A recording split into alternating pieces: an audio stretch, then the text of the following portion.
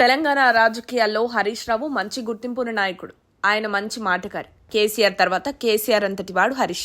అలాంటి నేత పైన కారు పార్టీలో కుట్ర జరుగుతున్నట్లు వార్తలు షికార్లు చేస్తున్నాయి. ఇందులో వాస్తవం ఉందా లేదా పక్కన పెడితే అనూహ్య పరిణామాల మధ్య కవితను గులాబీ పార్టీ బయట గెంటేసింది. అయితే నెక్స్ట్ టార్గెట్ మాజీ మంత్రి హరీష్ రావు అని పొలిటికల్ వర్గాల్లో జోరుగా చర్చ జరుగుతోంది.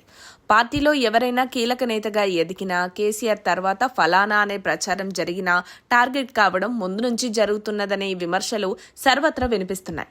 గతంలో జరిగిన ఘటనలే ఇందుకు ఉదాహరణ అని రాజకీయ పండితులు అభిప్రాయం వ్యక్తం చేస్తున్నారు. పార్టీలో కేసీఆర్ తర్వాత మరొకరు ఉండొద్దని, అలా ఉంటే ఆయనకు నచ్చదనే ఆరోపణలున్నాయి. హరీష్ రావుకు ట్రబుల్ షూటర్ గా, మాస్ లీడర్ గా పేరుండడంతో పాటు అన్ని వర్గాల ప్రజలను సైతం ఆకట్టుకోవడం, వారితో మమేకమవడం ఆయనకు వెనుతో పెట్టిన విధి. దీనికి తోడు ఎదుటి వ్యక్తిపై మామ కేసీఆర్ లాగే రాజకీయ ఎత్తుగడులు వేయడంలోనూ అల్లుడు హరీష్ దిట్ట. ఇదే ఆయనకు సమస్యగా మారినట్టు సమాచారం. కవిత మాదిరిగా హరీష్ ను కూడా త్వరలోనే పార్టీ బయటకు పంపుతారని వార్తలు ఊపందుకున్నాయి.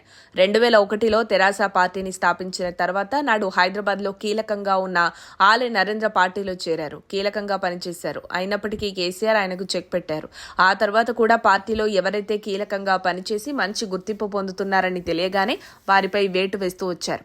విజయశాంతి, జిట్టా బాలకృష్ణారెడ్డి, ఈటల రాజేందర్, కవిత ఇలా అందరూ పార్టీ నుంచి సస్పెన్షన్ కు గురైన వారే. పార్టీ నుండి ఎవరైనా సిద్ధాంతాలను వ్యతిరేకించినా, తప్పును తప్పని చెప్పినా, స్వతహాగా ఎవరైనా రాజకీయంగా ఎదుగుతున్నా వారికి కేసీఆర్ చెక్ పెట్టడం ఆనవాయితీగా వస్తుందనే విమర్శలు లేకపోలేదు. కేసీఆర్ చెప్పిందే వేదం అన్నట్లు వింటే తప్ప పార్టీలో కొనసాగడం కష్టమనే ఆరోపణలున్నాయి. అయితే అధికారం కోల్పోయిన తర్వాత కేసీఆర్, కేటీఆర్ ను ప్రమోట్ చేస్తున్నారు. అయితే మాస్ లీడర్ గా ఆయన ఆశించిన స్థాయిలో గుర్తింపు తెచ్చుకోలేదు. దీనికి తోడు అసెంబ్లీ, పార్లమెంట్ ఉప ఎన్నికల్లో పార్టీని గట్టెక్కించలేకపోయారు. హరీష్ కు కీలక బాధ్యతలు అప్పగిస్తే పార్టీ గాడిన పడుతుందని, పూర్వ వైభవం వస్తుందని పలువురు నేతలు బహిరంగంగానే పేర్కొంటున్నారు. ఈ పరిస్థితుల నేపథ్యంలో హరీష్ రావు పార్టీలో ఉంటే కేటీఆర్ కు తగిన గుర్తింపు రాదని, ప్రత్యామ్నాయం లేకుండా చెక్ పెడితేనే బాగుంటుందని అధినేత భావిస్తున్నట్లు ప్రచారం జరుగుతోంది. కవిత బయటకు వెళ్లడంతో ఇక హరీష్ వంతు వచ్చినట్టేనని తెగ మాట్లాడుకుంటున్నారు. అందులో భాగంగానే హరీష్ రావు రాష్ట్ర పర్యటనకు పార్టీ అధినేత ఆంక్షలు విధించినట్లు సమాచారం. తాజాగా డిప్యూటీ ఫ్లోర్ లీడర్ ఇచ్చినప్పటికీ ఆయనకు శాసనసభలో మాట్లాడే అవకాశం ఇవ్వకుండా చేశారని,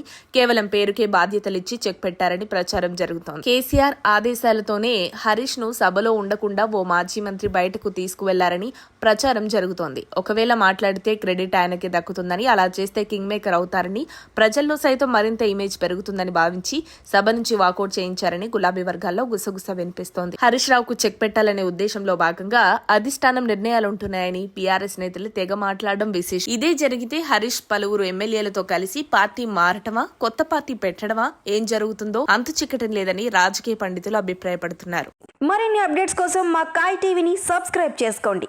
మా వీడియో కనుక మీకు నచ్చినట్లయితే లైక్ చేయండి, షేర్ చేయండి. మీ విలువైన అభిప్రాయాలను కామెంట్ బాక్స్లో తెలియజేయండి.